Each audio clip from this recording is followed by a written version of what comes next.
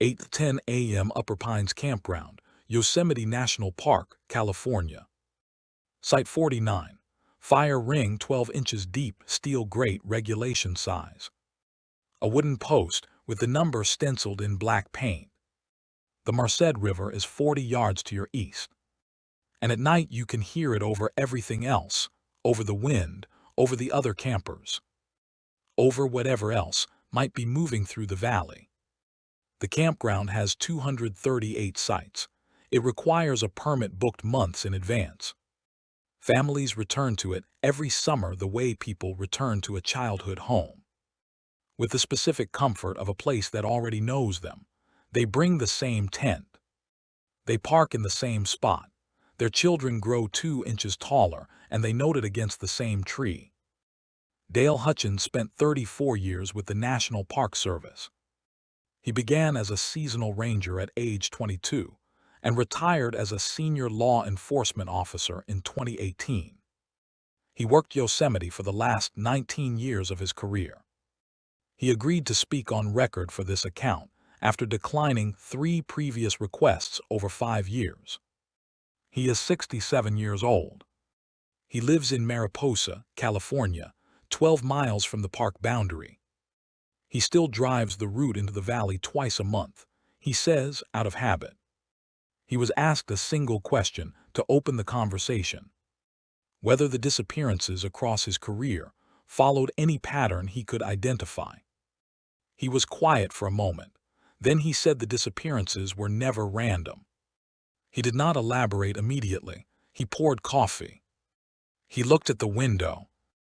And then he began to explain something he had not spoken about to anyone outside the agency, a body of knowledge that existed inside the National Park Service, not as policy, not as training, not in any document he ever signed his name to, but as something passed quietly between senior rangers, the way a warning is passed between people who already know the outcome of not passing.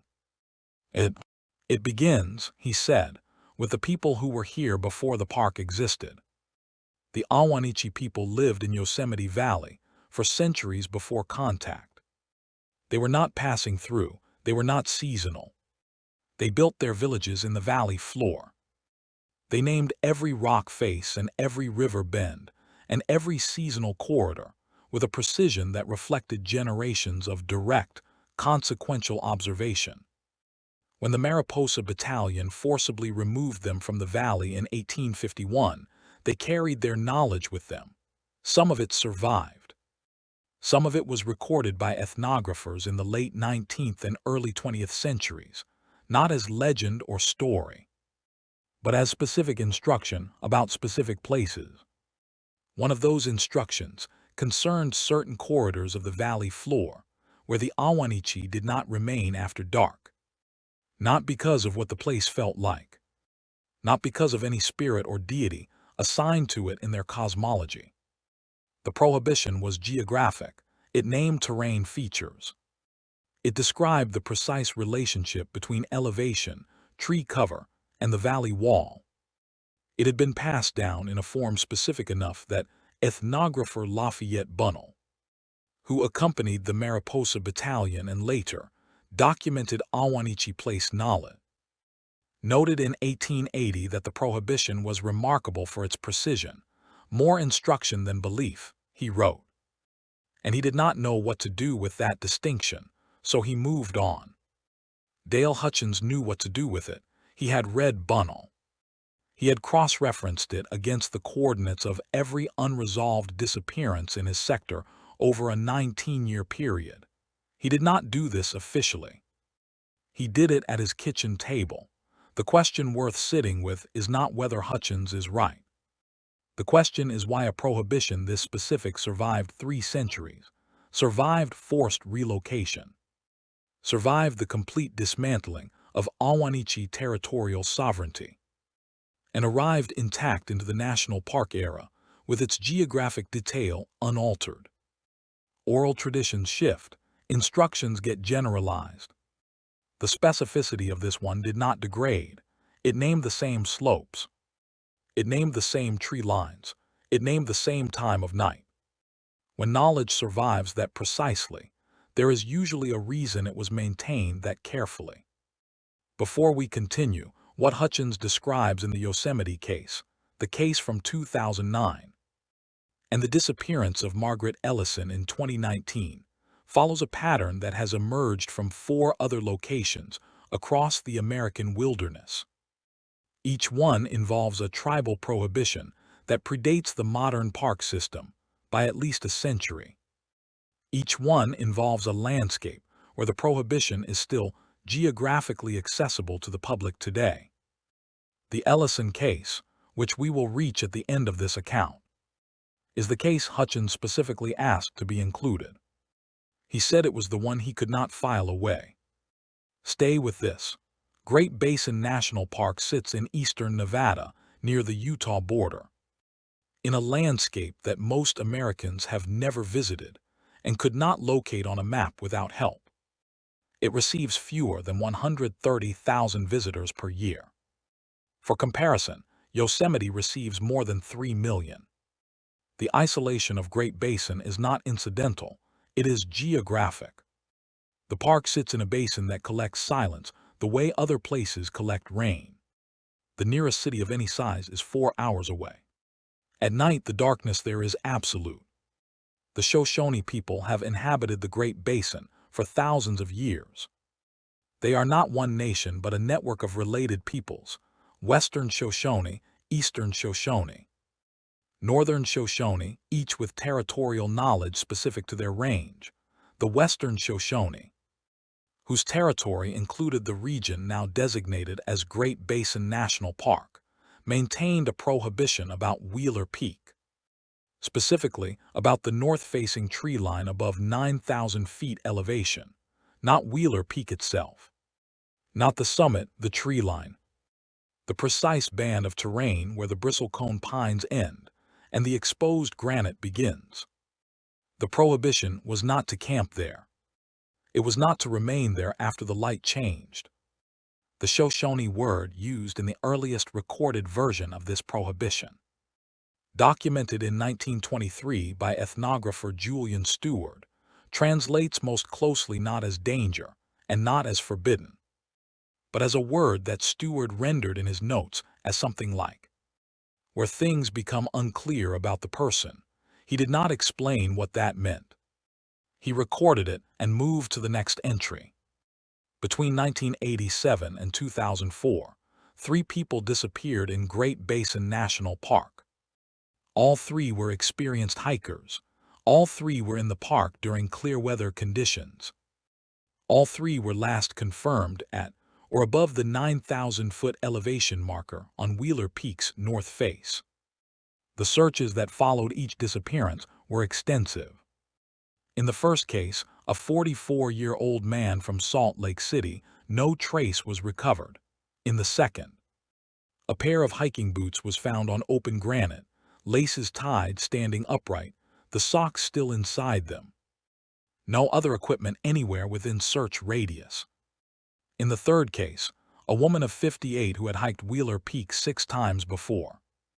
Her tent was located on the prohibited tree line. Her sleeping bag was inside, zipped to the chin, and shaped as though she had simply ceased to be inside it without disturbing the fabric. The National Park Service classified all 3 cases as lost hiker incidents. None are closed. None have explanatory notes in their files beyond search parameters and negative results. The second case, the boots, was reviewed twice by different investigative teams. Neither team filed a conclusion. The Shoshone prohibition about that tree line did not emerge from those disappearances. It predated them by at least a century of documented record, and by an unknown number of centuries before that. That is not a coincidence that explains itself. The Boundary Waters Canoe Area Wilderness in northern Minnesota spans more than 1 million acres of interconnected lakes and forest along the Canadian border. It is a place people plan years to visit. The waterways are navigable by canoe from lake to lake, portaging through short overland trails.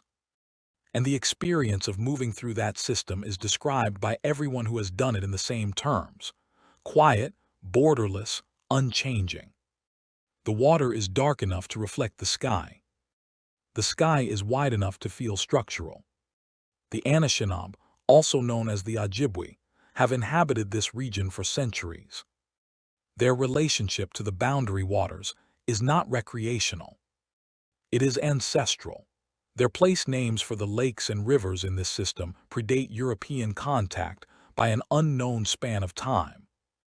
And many of those names encode information about the land itself, its behavior, its history, its hazards. There is a specific corridor in the boundary waters between Knife Lake and Ottertrack Lake. The Anishinaabe prohibition about this corridor is not general. It specifies the eastern shore of a particular lake in that chain, facing a ridge that runs northeast. The prohibition is to not camp on that shore, the warning attached to it. In the version documented by Frances Densmore in her 1910 ethnographic survey of Ojibwe song and oral tradition, does not describe what will happen. It describes only what has happened in the past tense repeatedly, to people who did not observe it.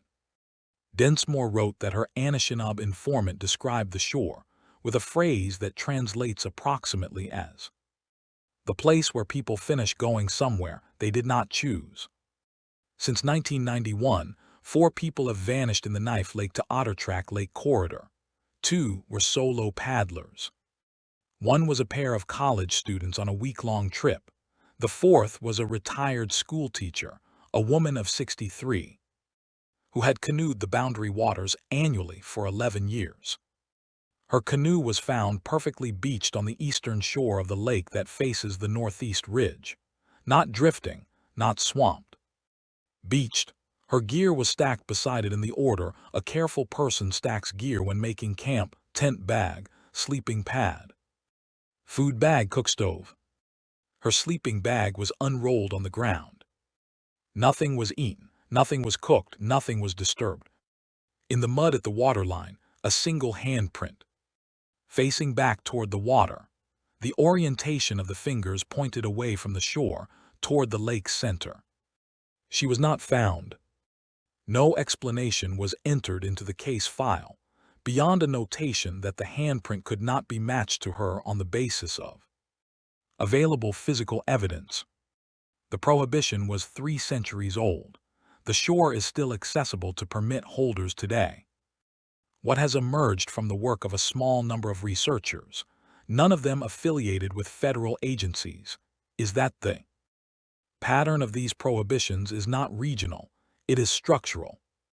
3 separate indigenous nations, in 3 entirely different ecosystems, with no documented cultural exchange on this specific subject, arrived at warnings that share the same internal architecture.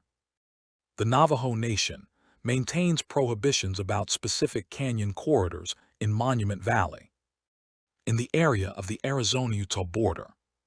The prohibitions are not about the valley in general. They are about the behavior of shadow at certain times of day, about the alignment of certain rock formations, about corridors where the canyon walls funnel air and sound in a particular way. The Navajo term for one such corridor, which anthropologist Washington Matthews recorded in 1897, translates as something close to the place that listens before you arrive. The Lummi Nation, whose territory encompasses the Salish Sea off the coast of Washington state, maintains a maritime prohibition about a specific stretch of water in the San Juan Islands. The prohibition is not about the islands. It is about the water between them, about a depth corridor that runs northeast to southwest through the channel. The Lummi do not fish that corridor. They do not anchor in it. They cross it if necessary and do not linger. The reason given in the earliest recorded version, from 1904, is that the water there does not hold the same rules as other water. The Tlingit people of southeast Alaska, whose traditional territory includes the coastline near Rangel, maintain a prohibition against overnight shelter at a specific inlet. The inlet has a contemporary name assigned by the U.S. Forest Service. It has a Tlingit name that predates contact, the Tlingit Prohibition, recorded by ethnographer John Swanton in 1909. Specifies that people who sleep at that inlet do not always remain themselves in the morning. 3 ecosystems. 3 nations with no documented communication about these specific locations. And yet each prohibition shares the same 3 structural elements. A specific geographic feature named with precision. A behavior change that occurs at night or at the transition between light states. And a consequence that is described not as death, but as something that resists that category. Do not remain after dark. Do not face the elevation change. Do not call out if you hear your name spoken. That last instruction appears in 2 of the 3 traditions independently. It was not shared between them. It was arrived at separately. Dale Hutchins was aware of the cross-tribal pattern before he retired. He had not compiled it himself. A colleague at a different park unit had assembled a preliminary survey and shared it informally. He described reading it at his kitchen table over the course of an evening, setting it down twice, and returning to it. He said he recognized things in it that he had seen and had not had language for. The case he wanted to speak about directly was not the disappearances he had personally investigated. It was a case from 2009, one he had learned about through the agency's internal incident review system, which circulates summaries of significant events across park units for pattern identification purposes. The summary was brief. The full file was not distributed beyond the originating unit. A family of 4, a husband, wife, and their 2 children, ages 9 and 13, camped in Yosemite's Upper Pines campground in late August of 2009. Their campsite was in the section of the campground that, when plotted against the geographic coordinates named in the Awanichi Prohibition, falls within the prohibited corridor. Not near it, within it. At 2:14 a.m. the father woke. He did not know why he woke. He noted the time because he looked at his phone immediately upon waking. He said later that he looked at it before he was fully conscious, before he had identified what had woken him. He lay still for several minutes. He described hearing a sound that he was not able to categorize. He said in his statement that it was not an animal sound, and it was not a human sound, and that the distinction between those 2 categories had previously seemed sufficient to him, and that after that night it did not. He did not leave the tent. His wife was awake. She had been awake, she said, for some minutes before he woke, but had not moved and had not spoken, because she said she had the strong conviction that it was important not to indicate that she was awake. Both children slept through the night. In the morning, the family packed their equipment and left the campground 3 days ahead of their planned departure. They did not file a complaint. The father filed a voluntary incident report with a ranger station, not Upper Pines, a different station, in which he described what he had heard and asked if there had been any known wildlife activity in the campground that night. The ranger who received that report brought it to Hutchins, not through official channels. By hand. Hutchins said he drove to the campground that morning to the specific site and walked its perimeter. He said he found nothing that he was authorized to include in a report. He did find something he did not include. He did not say what it was. He said, "I've been asked that before. I'm not going to describe it. I'm telling you it was there, and I'm telling you it matched something specific in the material my colleague had compiled." And then he changed the subject, and he did not return to it. The official record of that campsite in the summer of 2009 shows no incident. The family's voluntary report is filed under routine wildlife inquiry. There is no flag. There is no follow-up notation. The corridor is still open to reservation. Margaret Ellison was 61 years old.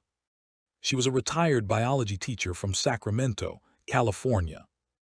She had hiked extensively throughout the Sierra Nevada for more than 30 years. She had a documented trail log, something she had kept since 1988, that recorded every trip, every campsite, every elevation gain, and weather condition. She was meticulous, she was experienced. She was not the profile of someone who makes consequential errors in the field.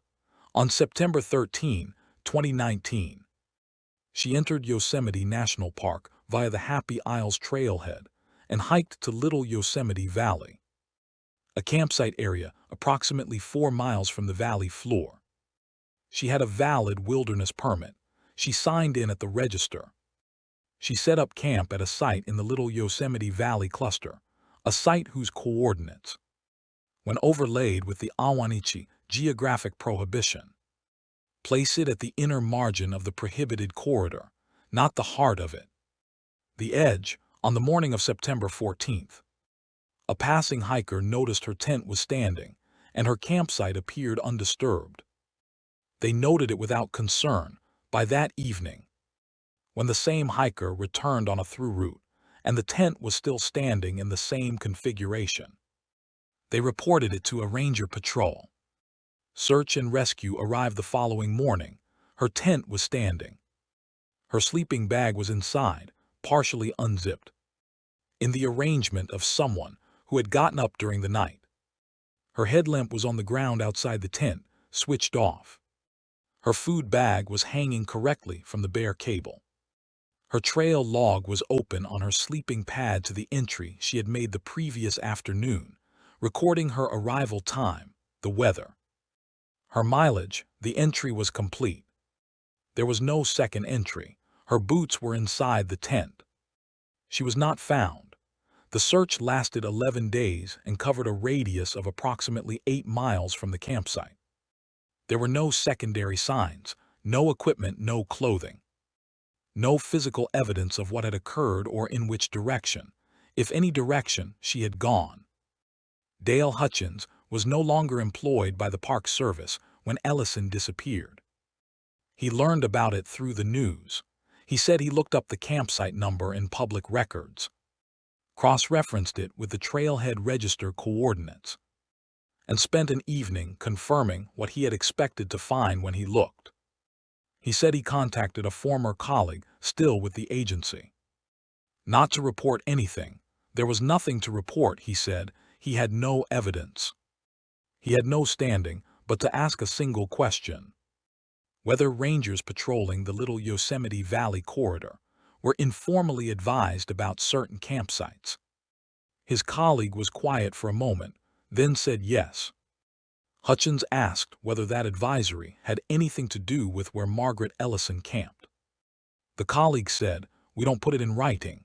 Hutchins said that after 34 years.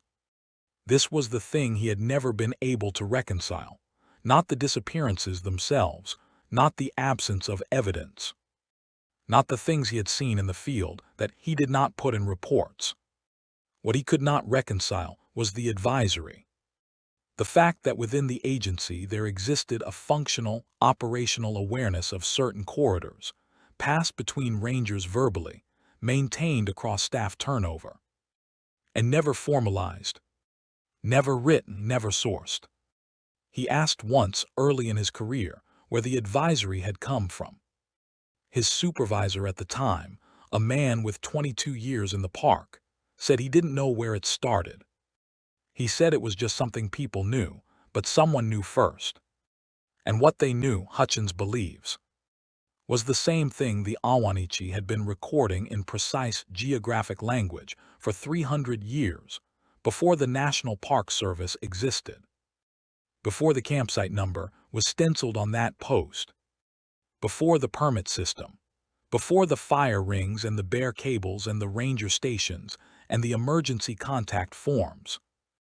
The knowledge moved from the people who held it first into the institution that replaced them on the same ground. Not through any formal process, not through any acknowledgement, but because the ground itself had not changed, and neither had what the ground required people to know about it. The warning transferred, it just lost its source. Upper Pines Campground, Yosemite National Park, California. Site 49. The fire ring is still there. 12 inches deep, steel grate regulation size. The wooden post with the number in black paint has been repainted twice since the Park Service's last infrastructure cycle.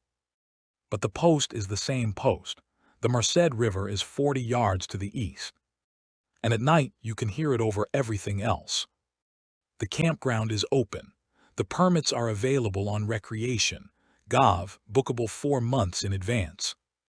The Little Yosemite Valley corridor is accessible by trail. The Knife Lake to Ottertrack Lake corridor accepts canoe permits each season. Wheeler Peak's north face is a day hike rated moderate, and the trailhead parking lot fills by 8 in the morning on summer weekends. None of these places carry a posted warning about what the Shoshone knew about the tree line, or what the Anishinaabe knew about the eastern shore, or what the Awanichi encoded in geographic language specific enough that a man reading it in 1880 noted it was more instruction than belief, and then moved on to his next entry. The advisory that Hutchins' colleague confirmed exists inside the National Park Service has no origin document. It has no author. It exists only as a thing that passes between people who already know what happens in certain corridors, so that they can tell the next person before that person finds out the other way. Margaret Ellison's trail log is still in evidence storage. Her last entry records September 13th. The weather was clear. She had made good time on the trail. She noted that the valley was quiet, which she wrote she had not expected at that time of year, and which she wrote she found, arriving at camp as the light began to chain, to be the most peaceful thing she had experienced in a long time. That was the last thing she wrote. Her tent is still where she left it in the case photographs. The boots are inside, side by side. The way a person leaves boots when they expect to put them on again in the morning. She did not put them on in the morning. The Awanichi prohibition about that corridor has not changed. It names the same terrain features it named 3 centuries ago. It gives the same instruction. The instruction is still accurate. The campsite is available for your next trip if you book it in time.